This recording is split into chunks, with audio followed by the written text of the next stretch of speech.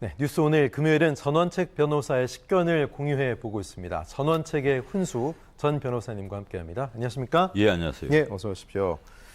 자, 지난달 26일이죠. 서울에 침투했던 북한의 무인기 용산 대통령실 인근 상공까지는 비행하지 않았다. 당시에 군 당국은 이렇게 강력하게 부인을 했는데 심지어 가짜 뉴스다라며 유감 표명까지 했습니다. 하지만 정밀 분석 결과 용산 상공에 들어왔던 것이 확인이 됐습니다. 먼저 두 가지 사안을 좀 짚어봐야 되겠는데요. 왜 이런 일이 발생했느냐, 그 이유가 가장 중요하지 않겠습니까? 자, 김병주 더불어민주당 의원은 무인기 침투는 작전, 경호, 위기 관리 실패다라고 얘기하고 있고요. 반면 주호영 국민의힘 원내대표는 무인기가 처음 넘어온 것도 아니고 2017년 6월에 37일 동안이나 우리나라를 휘젓고 다녔었다. 집권 이제 7, 8개월밖에 안 되는 정부가 대비할 방법이 있었겠느냐라고 반문하고 있습니다. 그러니까 이제 양측이 모두 서로의 탓을 하고 있는 건데 이 사태도 문재인 정부가 대한민국의 안보를 좀 무너뜨렸기 때문에 그 원인이 있다. 국민의힘 측 주호영 원내대표는 이렇게 얘기를 하고 있는 건데 이런 주장까지 할 필요가 있을까요? 어떻게 보십니까? 글쎄요. 저도 정말 놀랐습니다. 네. 제가 가령 군에 있을 때 당시에 한미 야전군 사령부가 있었거든요. 예. 이 사령관이 특별히 헬기를 내줘가지고 제가 헬기 조종사에게 요청을 했어요. 예. 이 서울 한강 주변을 좀 위에서 좀 보고 싶다. 예, 예. 그리고 경기도 일대 산하를 좀 보고 싶다. 이러는데 경기도 일대는 자기들이 해줄 수 있는데 예. 서울 이쪽은 전부 다 허락을 맡아야 된다. 하더니만 거의 한 30분 동안 작업을 하더라고요. 네. 나중에 보니까 수방사가 이 경기도 일대, 지금으로 치면 이제 P73, 예. P73은 비행 금지구역, 그 밖에 비행 제한구역, 여기 출입을 할 수 있는 허가를 받는 거예요. 그래서 수방사에서 하는 겁니다. 예.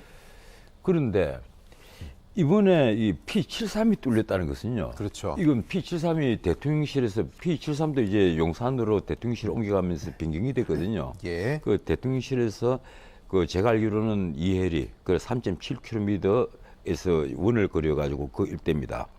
그래서 서초구 일대까지 아마 포함이 되고 위로는 이제 또 3.7km까지 선이 꺼있어 이렇게 그 안에는 비행이 일단 금지가 되는 거예요. 비행을 하고 싶으면 사전에 이 수도방위사령부의 허가를 맡아야만 됩니다. 예. 그런데 거기에 비행기가 유인기든 무인기든 출입을 할 수 있다는 것은 이게 보통 문제가 아니에요. 네. 그런데 더 큰 문제는 8일 동안 거기에 북한 무인기가 들어와서 휘죽고 지금 우리 신문에 나온 그림을 보면 이렇게 와서 이렇게 가는 걸로 돼가 있는데 사실은 그게 아니고 어떻게 휘저은지도 몰라요. 우리 군 당국은 스치듯 지나갔다고 표현을 하는데 자주 휘젓고 다녔단 말이에요. 휘젓고 다니고 북한으로 돌아갔어요. 예. 그리고 8일 동안 몰랐어요. 네. 거기 P73 지역에 들어왔다가 간 것을 네. 그리고 이 군 당국은 지금 스치듯 지나갔다 이렇게 얘기를 하면서 그 앞에 또 합참을 비롯해서 군 수뇌부가 한 표현은 근거 없는 이야기하지 마라. 강한 유감을 네, 표시한다. 네. 이런 식의 표현을 사용을 한 겁니다. 네. 이러니까 P73에 들어간 거 아니냐 이 얘기를 한 사람을 머쓱하게 만드는 거예요. 군 내부에서도 몰랐다는 예, 거죠? 또 그 주장을 예. 그런데 야당의 김병주 예비역 대장이 했단 말이에요. 예. 예비역 대장이 이거 P73에 들어간 것으로 보인다. 그래서 지금 이제 국민의힘에서는 거꾸로 그거 어떻게 알았느냐. 북한으로부터 첩보를 받은 거냐. 받지 않으면 어떻게 알 수 있었느냐. 예. 근데 저희들 추측으로는 그렇습니다. 이 합참 에서도 이 실무진들, 특히 연합사에서 이 실무진은 충분히 그것을 검토하고 네. 또 의심하고 있지 않았겠느냐. 거기서 자료가 나갔으면 나갈 수 있지 않았겠느냐. 경위 어떻든. 그러니까 이제 군 후배한테 들었을 수 있겠죠. 김병주 우리 의원이. 군이 예. 8일 동안이나 네. 8일 동안이나 그걸 몰랐고 3일 되었어야 비로소 예. 그 항적 검사를 해서 이 정비검열단에서 항적이 스치듯 지나갔다. 이걸 이제 확인을 한 다음에 대통령에게 보고를 한 것이거든요. 예. 그리고 아마 국방부 장관, 합참의장까지 보고를 했겠죠. 김성겸 장군까지 보고를 아마 했을 겁니다. 이러니까 윤석열 대통령이 그런 걸 국민에게 속이지 마라. 다 공개를 해라. 이렇게 해서 공개를 했는데 그건 참 천만다행입니다. 그러네요. 나는 예. 정말 잘했다는 생각이 들어요. 이걸 만약에 숨겼으면 2차적, 3차적 문제가 생길 건데 왜 그런가 하면요. 우리 군이 최근에 들어와서 이 문재인 정부 때부터 연속해서 뭔가 나사가 빠진 듯한 일이 굉장히 많았습니다. 바로 직전에는 이번에 무인기가 왔을 때 어떻게 됐습니까? 그 KA-1 공격기가 공격을 하기 위해서 떴는데 쐈는데 추락을 했단 말이에요. 아니, 횡성에서 추락을 했잖아요. 추락한 곧장 추락을 했잖아요. 그렇죠. 예.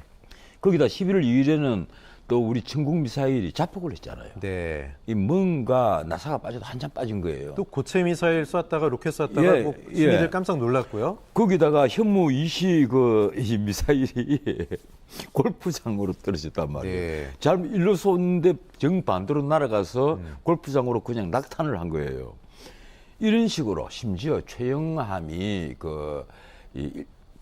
이제 통신이 완전 두절된 상황이 벌어졌는데 그 사실은 상부에 보고조차 되지 않고 무려 한 달 뒤에 보고가 됐습니다. 예. 이런 식의 나사 빠진 그런 그 군, 그래서 당나라 군대 아니냐 이런 말까지 나올 정도가 되는데 저는 차제에 이 군에 대해서 정말 그 기강을 좀 다시 잡아야 되지 않느냐. 특히 이번에 서울 상공에 이 P73 지역에 무인기가 들어왔다가 휘죽고 나가는데도 8일 동안 몰랐다는 것을. 그 모르는 것까지도 또 모르겠는데 거기다 지금 하는 말이 더 재미있어요. 아마 촬영 가능성은 없다. 그리고 구글 어서보다 뭐 촬영을 해봤자 더 못할 것이다. 해상도도 더 떨어질 것이다. 이런 식의 주장을 하거든요. 국정원 얘기는 또 좀 다르잖아요. 근데 국정원에서는 전혀 다른 얘기를 해요. 무슨 얘기냐. 거기 기자재에 따라서는 대통령실을 완벽하게 촬영했을 수가 있다. 이 얘기를, 그런 가능성을 얘기를 한단 말이에요. 이러니까 이 우리 군에 뭔가 이 정말 그 6.25가 터지기 전에 그 이승만 정부의 그 국방부처럼 국민에게 좋은 소리만 하고 안심되는 소리만 하는 그러면서 뒤는 기각이 해이해져 있는 당나라 군대가 되어버린 것 같은 그런 상태가 아닌가 하는 우려를 하게 됩니다. 예. 참 그런데 무엇보다 논란이 되는 사항은 군 당국의 늦은 시인, 저는 이게 좀 문제라고 봅니다. 윤 대통령은 이미 알고 있었는데 이런 거 숨기지 말아라. 국민들에게 다 이야기를 해야 된다. 밝히라고 했다는 것이 정부 입장인데 그 입장이 나온 시점도 참 공교로웠단 말이죠. 네. 이게 보면 아마 그런 건 있을 거예요. 이 군 입장에서는 뭐 일을 하다가 보면 이런 이제 실수가 있고 오판을 하는 수가 있는데 그런데 군이라는 것은 그렇습니다. 늘 보수적인 태도를 취할 수밖에 없는 곳인데도 불구하고 이런 적의 무인기가 날아왔는데 지금 심지어요 이번에는 적의 성동격서 작전에 완전 놀아놨다 이런 평가가 나옵니다. 그 서해 쪽으로 온 무인기가 4대고 그리고 휴전선을 곧장 넘어온 무인기가 1대인데 이 한 대가 서울에 그 P73 지역에 들어와서 완전 휘죽고 돌아갔고 그 서해에서 온 것은 어디로 사라졌는지조차 지금 모르고 있단 말이에요. 그러면서 별명은 그렇습니다. 너무 소형이어서 1m에서 2m 남짓하는 소형 무인기이기 때문에 추적을 제대로 하지 못했다 이런 얘기인데 그 말이 되지 않습니다. 적어도 제가 알기로는요. 우리 제가 군에 있을 때도 충분히 추적이 가능했고 그리고 그 추적을 하고 그걸 격파하기 위해서 발칸포도 제가 표현은 다 하지 않겠습니다만 있을 곳에 다 있습니다. 근데 이번에는 발칸포 같은 데는 전혀 가동이 되지 않고 오히려 공군기가 출격을 했고 헬기까지 출격을 했는데도 전혀 한 대도 격추를 못했단 말이에요. 그리고 심지어 그 서해에서 온 4대는 어디로 사라졌는지도 모르겠다. 이 얘기를 군이 지금 뻔뻔스럽게 하고 있는 거예요. 그러니까 중요한 거는 이번은 밝혀져서 그렇지 안 밝혀진 과거에 또 무인기 침투가 우리가 뭐 아예 모르는 것도 있었을 수 있다는 거 아니겠습니까? 2014년도 박근혜 대통령이 계실 때 청와대가 한번 적의 무인기에 노출이 됐잖아요. 그 이후로는 적에게 무인기가 어떻게 당했다는 표현은 싹 사라지고 없습니다. 그래서 지금 아마 우리 국민들이 그런 점에 있어서 의심을 하고 있는 분이 꽤 많이 있을 거예요. 그러니까요. 아마 그동안에 무인기가 몇 번은 왔다 갔을 텐데도 안 걸린 거지 안 넘어왔었겠어? 이렇게 보시겠죠. 분명히 왔을 것이다. 북한이 지금 무인기를 500대 정도 운용을 하고 있다는 주장이 있고 또 그리고 이 1000대 정도가 운용이 된다. 이런 정보 보고도 있는데 저는 어느 것이 맞는지는 모르겠어요. 네네. 지금 신문에 똑같이 나오고 있어요. 예. 근데 뭐 500대만 있다고 합시다. 이 500대가 이 갖고 있는 그것은 이 탐지 능력도 능력이지만 500대가 만약에 무장을 해서 침투를 한다고 가정을 했을 때 공격용 드론이라면 예, 심각해지죠. 그걸 우리가 어떻게 이해를 해야 될까요? 예. 진짜 심각해집니다. 그거는 한 대도 격추를 못한다. 그런데 엄청난 무기를 싣고 있다. 무기를 탑재해서 와서 그냥 자폭 공격을 한다. 일본의 가미가제처럼 거기는 예. 뭐 사람이 타고 있지 않으니까 얼마나 그 쉽지 쉽겠어요, 않겠습니까? 자폭 예. 공격이죠? 그 목표에 정확히 한 대씩 때린다면 서울에 그 삼풍 아파트가 무너졌을 때도 강남 일대가 거의 삼풍백화점이요? 삼풍백화점이셔요. 예. 죄송합니다. 거의 한 2달 동안 대혼란에 빠졌습니다. 그랬죠. 그런데 만에 하나라도 그런 그 북한이 도발했다면요, 나는 서울이 그 이상의 대혼란에 빠지지 않으리란 법이 없다고 네. 생각을 합니다. 그래서 이게 안보 문제는 정말 이게 만사, 이 불의 튼튼이라고 모든 것을 다 조심해야 되는데 네. 우리 국방부에 최근에 이 몇 년 동안 정말 나사가 빠져 있는 것 아니냐. 예. 그렇다고 해서 모든 것을 전 정부가 뭐 잘못했다. 이 예. 9.19 합의 때문이다. 이런 식으로 그 몰아붙일 수는 없습니다. 그런데 그건 확실한 것 같아요. 예. 9.19 합의 이후로 네. 굉장히 우리 군이 좀 느슨해졌다. 예. 이 군이 전방을 보지 않고 예. 전부 다 후방 청와대만 바라보고 있는 거 아니냐. 네네. 이 자기의 그 일신 진급만 다 바라보고 있는 거 아니냐. 예. 이런 생각을 하게 됩니다. 전방에 가보면요. 네네. 지피는 다 사라졌고, 그리고 한강 위에 이 철책선이 다 사라졌습니다. 예. 이러고도 우리가 아주 여유 있게 지낼 수 있는 것은 물론 우리 군이 튼튼히 지켜주기 때문인데, 과연 이것이 튼튼하게 지켜주는 것인지, 네. 이 군의 기강이 해이해질 대로 해이해진 것인지, 저는 솔직히 말했어요. 예. 우리 군의 병사들이 휴대폰을 자유자재스럽게 쓰고, 그리고 이게 군에서 기강이 이렇게 제가 보기로는 심각할 정도로 무너진 것으로 보이는데, 글쎄요, 군에 있는 분들은 그렇지 않다고 하니까 네네. 뭐 어떨지는 모르겠습니다만은 제가 이게 시청자들에게 너무 걱정스러운 이게 말씀만 드린 것 같는데, 이게 안보만은요 정말 유비무환입니다. 이 예. 불이 튼튼할수록 좋은 거예요. 네. 근데 어쨌든 지금 뭐 9.19 군사합의 말씀하셨는데 지금 일각에서는 9월 평양 공동선언의 효력 정지 뭐 검토 방안에 대해서도 나왔기 때문에 더 좀 들썩거렸었거든요. 일단 용산은 아니다라고 선을 그었습니다. 이거요. 어떻게 되나 이거는? 9.19 군사합의 문제이지 않습니까? 예. 솔직히 말해서 이게 합의하자마자 사실 예. 북한이 파기를 한 겁니다. 예. 왜 그렇게 제가 주장을 하는가 하면 북한이 이미 핵을 소형화 그리고 고도화를 한다. 네. 이게 그 큰 프리토륨 탄만 자기들이 고폭 실험을 하고 난리를 치다가 예. 이 작은 고농축 우라늄 탄으로 방향을 완전히 전환해서 네네. 지금 말해서 고농축 우라늄 한 18kg 정도면요 20kgton의 그 원자탄을 만들 수가 있거든요. 예. 그건 거의 크기가 만들기도 쉽고 크기도 아주 소형할 수가 있는 거예요. 그래서 자기들이 가지고 있는 북한판 뭐 이스칸데르나 에이테킴스 같은 미사일에다가 탑재가 가능하단 말이에요. 그러면 언제든지 우리를 공격을 할 수가 있습니다. 네. 비로소 우리를 공격하는 무기가 된 거예요. 북한의 핵무기가. 그런데도 불구하고 우리는 그 9.19 합의만을 믿고 지피도 없애고 다 우리 나름대로는 스스로 무장 해제를 해버린 거란 말이에요. 네. 심지어요, 거기다가 우리 그 군 자체가 장정수가 줄어드니까 뭐 50만 이러다가 그 이제 실병력은 병사들 같은 경우는 이제 35만 정도를 줍니다. 그렇게 될 경우에 전방에 지금 사단이 몇 개가 해체가 됐잖아요. 예. 그래서 과연 앞으로 일단 유사시에 우리 서울이 어느 정도까지 안전한 것인지, 그리고 더 나아가서 대한민국이 과연 지금의 우리 작계대로 곧장 반기가 가능하고 예. 드디어 북한과 통일을 일단 유사시에 북한을 소멸시키고 우리가 통일로 나아갈 수 있는 것인지 우리가 깊은 고민을 해야 됩니다. 이 안보 문제는요 여야가 따로 없는데 예. 내가 보기로는 우리나라 야당은 9.19 군사합의 이후로 예. 이게 군사합의에 우리가 만에 하나로 조금이라도 위배되면 네. 거꾸로 남북 간의 평화가 사라진다. 이래서 우리 안보 문제에 대해서 야당은 더 걱정을 하지 않는 예. 것 같고 여당은 여당대로 이게 9.19 군사 합의 문제에 대해서 이걸 뭐 대단한 신주단지 모시듯이 아직도 모시는 것 아니냐. 이미 북한이 이걸 깬 지가 오래됐어요. 네. 그런데 지금 9.19 군사 합의 파기를 앞으로 고민해 보겠다. 이 수준에서 지금 대통령실에서 발언을 하고 있거든요. 예. 깬 지가 언젠데요. 네. 이 북한이 깬 지가 오래됐습니다. 북한이 지금 심지어 우리 울릉도 앞으로 탄도미사일까지 쏘았지 않습니까? 네네. 그러면 그때 이미 파기를 선언하고 이번 무인기가 우리를 침공을 하면 이것도 침공이에요. 그러면 이거는 9.19 군사합의를 완전히 파기를 한 겁니다. 그럼 파기 선언을 해야죠. 한데도 그게 아니고 앞으로 좀 더 지켜보고 한마디 침공을 하면 파기를 하겠다. 파기 예. 선언을 하겠다. 글쎄요. 저는 그게 북한에게 또 어떤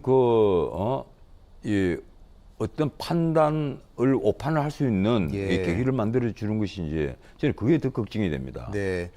북한의 무인기가 우리 영공을 휘젓고 다닌 일, 전 정부의 탓, 현 정부의 탓 전에 다 같이 다시는 일이 재발하지 않도록 좀 정비를 하고 점검을 하는 일이 선행이 돼야 국민들 불안이 줄어들지 않을까 싶습니다. 자, 이번엔 선거구제 개편에 대한 여야의 속내 짚어보겠습니다. 신년 인터뷰에서 윤석열 대통령이 중대 선거구제를 언급한 이후에 정치권이 이 문제 때문에 갑론을박입니다. 자, 중대 선거구는 현 소선구제보다 지역구에서 최소 2등만 해도 당선이 될 수 있는 그런 선거구제입니다. 자, 그런데 여야 그리고 각 개별 의원들의 생각이 다 다르기 때문에 일치된 의견이 나오지 않고 있습니다. 자, 국민의힘 출신인 정우택 전 국회 부의장은 협치가 실종되고 양극단으로 갈라진 정치 위기 해소를 위해서 중대 선거구제 개편 적극 고려해야 된다 이렇게 얘기하고 있고요. 또 같은 당인데 정진석 비대위원장은 일본은 선거구마다 5명까지 뽑는 중대 선거구제 때문에 파벌 정치가 심화되고 있다 이런 반대 입장을 또 밝히고 있습니다. 민주당 내에서도요. 김성환 정책위의장은 중대 선거구제는 거대 양당이 나눠먹기 편리한 제도다. 부정적으로 얘기하고 있고 박지원 전 국정원장은 민주당이 상당 수준 이미 이걸 검토해놓고 또 공론화하는 것을 윤 대통령에게 뺏겼다라고 얘기하고 있습니다. 자, 사실 지난 총선에서도 180석 가까이까지 과연 중대 선거구제였다면 민주당이 얻을 수 있었겠느냐 이런 이야기도 뒤늦게 또 나오고 있죠. 민주당이 국민의 힘보다 좀 불리해질 것이다. 중대 선거구제가 되면 그렇기 때문에 그런 계산 속이 이미 윤 대통령에게 있었던 것이 아니냐 이런 얘기도 나오고 있고 상대적으로 수도권에선 국민의힘이 유리해지고 또 민주당은 또 반대로 영남에서 이득을 볼 수도 있다. 이런 관측들이 대체적이더라고요. 왜 지금 이게 나오는 겁니까? 이 이슈가요. 지금 유불리를 따지자면요.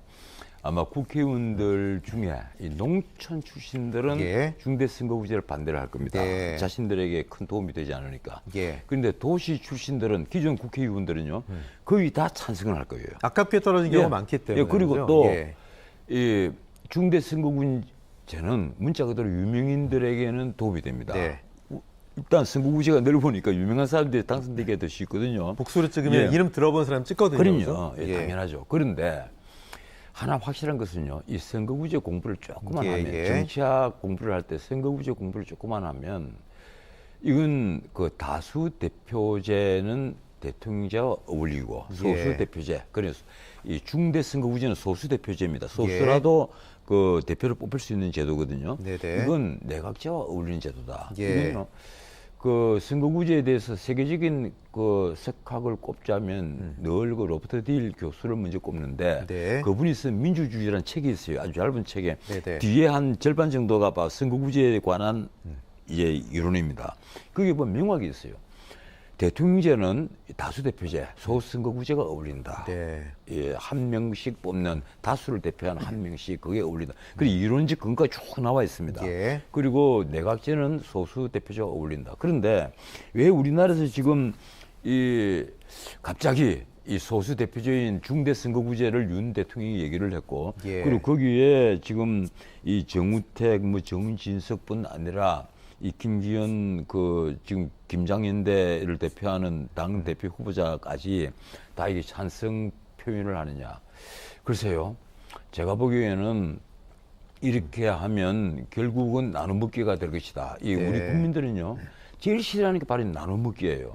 과거 우리가 이 3공화국 때도 이 3차 개헌을 했을 때도 이 참여연 선거에서 이 중대선거구제를 아마 한 적이 있고 예. 그리고 3, 4공화국 때도 아마 이 중대선거구제 일부를 했습니다. 제 기억이 네네. 맞다면요. 그때도 보면 가령 한 지역구에 2명을 뽑으면 2명을 다 공천을 하는 게 아니라 네. 1명씩밖에 공천 안 하거든요. 그럼 이거 완전한 나눠먹기예요. 그 나중에는 결국 이 나눠먹기라는 데 대해서 국민들이 지금 다 고개를 다 질레질레 흔드는 예. 그런 경지까지 왔단 말이에요. 그래서 제가 보기로는 이건 아니다. 이건 그 정말 우리 정치를 타락시키는 요인이 될 수가 있다. 제가 이 윤석열 대통령의 이 주장하는 걸 갖고 왜 반대를 하겠습니까? 예. 저도 보수 능객인데 이왕이면 편을 들어주고 싶은데 네네. 그런데 이게 그리고 결코 우리 국민의힘이 유리하지도 않다. 네. 이 국민의힘에 아마 유리하지도 않게 나올 겁니다. 그리고 승부를 해야죠. 우리 당 정책을 내놓고 우리 당 인물을 내놓고 승부를 해서 우리를 더 많이 당선시켜 달라고 호소를 해야지 중대선거구제를 해서 나눠먹기를 해서 결코 다수당이 대본들 예. 뭘 하겠습니까? 예. 그래서 얻는 이익이 무엇이며 그렇게 해서 얻을 수 있는 국정 동력이 뭐가 있겠어요? 그리고 예. 이게 어느 분이 얘기했습니까? 박지원 전 원장. 국정원장이 얘기를 했습니까? 뭐 어느 분이 아마 방송에서 이런 얘기를 했어요. 그래봤자 아마 지역 감정이 완화되지는 않을 것이다. 네. 근데 전라도에서는 전부 다 민주당이 다 당선돼 버리고 혹은 또 경상도 TK에서는 전부 다 국민의힘이 다 당선될 수가 네. 있다. 결코 지역 감정이 쉽게 해소되지 않는다. 그러니까 결코 2등조차 허용하지 않을 수 있다. 뭐 이런 얘기일 수 있다는 거죠. 예, 그래서 이 지역 감정에 호소하는 것은 역시 여전할 것으로 저는 네. 보이거든요. 예. 결국 우리가 지금 이 기대하는 대중민주주의가 되려면 중대선거구제는 정말 대통령제는 어울리지 않고 만약에 중대선거구제 방향으로 하시고 네. 싶으면 반드시 비례대표제는 없애야 됩니다. 예. 비례대표제까지 그대로 두면서 중대선거구제를 하겠다는 것은요. 이건 보면 정치를 타락시키고 정치가 보수 정치로 가는 그리고 두목될 정치로 가는 그러한 아마 길이 될 겁니다. 일각에서는 이거에 빠른 대안으로 연동형 비례대표제를 도입하면서 좀 제도를 개선하는 것도 얘기하던데요. 그건 아니라고 보십니까? 그래서 말입니다. 이게 이제 꼭 박스로 교환하는 서로 이익을 교환하는 그 연동형 비례제 예. 여기에다가 더하기 이 중대선거구제를 하면 그러면 소수 정당도 좋고 다당제도 좋고 네. 그런데 그렇게 해서 나눠먹기를 해서 오는 다당제 그리고 그 이후에 오는 이 전국 대혼란, 이 분파주의는 어떻게 하겠습니까? 네. 그때 가면요, 또 언론에서 사설마다 나올 겁니다. 이런 식의 정치는 최악의 후진적 민주주의다. 예. 반드시 그런 얘기가 나와요. 양당제가 훨씬 더 나았다. 이런 얘기가 나옵니다. 거대 양당이 지금 잘하고 있으면 말이 아닌데 또 워낙 못하고 있다는 반증 아니겠습니까? 앞으로 조금씩 나아지겠죠. 저는 예. 그렇게 생각을 해요. 이 양당제가 미국이나 영국이나 왜 자꾸 이 양당제로 나갈 수밖에 없었는 거 네네. 아니에요. 양당제가 결국은 양당제 안에도 정파가 많이 있거든요. 그렇죠. 이 개파라기보다 정파, 정책으로 나뉘는 그런 파벌이 많이 있단 말이에요.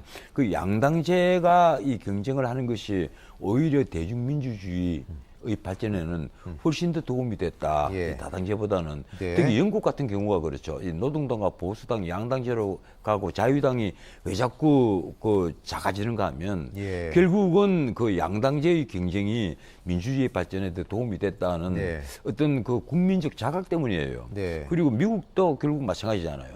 그동안 미국도 소수 정당들 수없이 생겼는데 결국은 이제 민주당과 공화당의 그렇죠. 양당제로 가는 것은 그 양당제가 경쟁함으로써 오히려 미국 국민들이 더 예. 정책을 정확히 볼 수 있고 또 그리고 인물 판단도 정확히 할 수 있었다. 네. 그리고 이 미국 같은 거대 국가, 연방 국가인데도 전국 혼란을 막을 수 있었다. 그 예. 얘기예요. 그 제가 보기에도 우리나라도 저는 통일될 때까지는 대통령제로 갈 수밖에 없고 그리고 예. 양당제로 갈 수밖에 없지 않느냐. 그렇다면 소선거구제가 더 합당해 보인다. 그런 생각을 합니다. 그렇다면 왜 윤 대통령이 이 시점에서 중대선거구제를 꺼내 들었을까요? 글쎄 누군가가 아마 건의를 했을 거고 또 예. 윤석열 대통령도 이 법률가지 않습니까? 그렇죠. 이 나름대로 이 권력 구조에 대해서 공부를 하셨을 테고, 네. 그리고 나름대로 판단을 했겠죠. 그래서 중대선거구제가 오히려 그 아주 이 첨예하게 대립하는 여야의 구도를 좀 부드럽게 만들 수가 있고 협치가 가능하게 하지 않겠느냐. 예. 그리고 어느 정도 다당제가 되는 것이 좀 도움이 되지 않겠느냐. 아마 이런 판단을 했을 수가 있습니다. 네, 과연 국민들을 대표하는 대표성을 띈다라는 게 어떤 것이 맞는 건지 모르겠는데요. 자, 이 시점에서 왜 이런 논의가 나왔는지 앞으로 좀 전국 살펴봐야 되겠습니다. 전 변호사님과 말씀 여기까지 나누겠습니다. 변호사님 고맙습니다. 예, 고맙습니다.